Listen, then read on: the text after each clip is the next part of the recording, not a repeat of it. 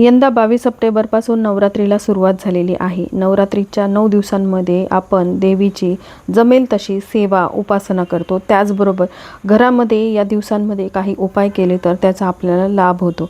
असाच एक प्रभावी उपाय आपल्याला नवरात्री संपण्यापूर्वी करायचा आहे। या उपायामध्ये गाईला ही एक वस्तू खाऊ घालायची आहे आणि ती देखील नवरात्री संपण्यापूर्वी।